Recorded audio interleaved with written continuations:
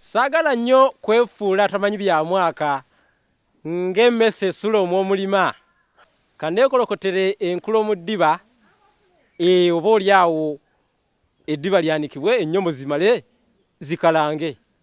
Nze Bosa Geoffrey Munnabusiro atalembewazibwa munnyo gwavu atalina munnyo talya era ntuuse ne mbuulirire. Olugero lwe nnina lugamba obwa nnyina omussi luganda essanja libabula olulagala. Obwa nnyina omussi luganda essanja libabula olulagala. Olugero luno lulaga nti abantu beerabira nnyo gye bava. Si ndagala zokka zino z'olaba kati tunuulire essanja lituuka litya okwokya olulagala.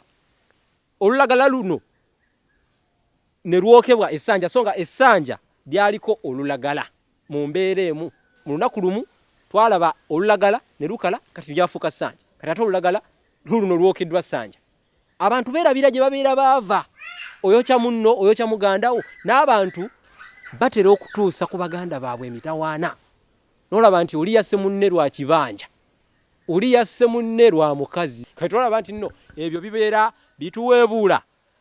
Ate ne bw'oba olina baganda bo mubeere nga mukolagana bulungi. Temugenderera ku bino eby'olugero olugamba nti obwa nnyina omussi luganda nti kubanga twayonka ku maama omu essanja libabula endagala. Ekyo si kirungi. Tubeere nga tukkaanya tukwatagane. Nze mussi Bosa Geoffrey Munnabusiro kankome wano ndi ne kujja wa munnange Austin Mugomba embuulirire amasu HTV.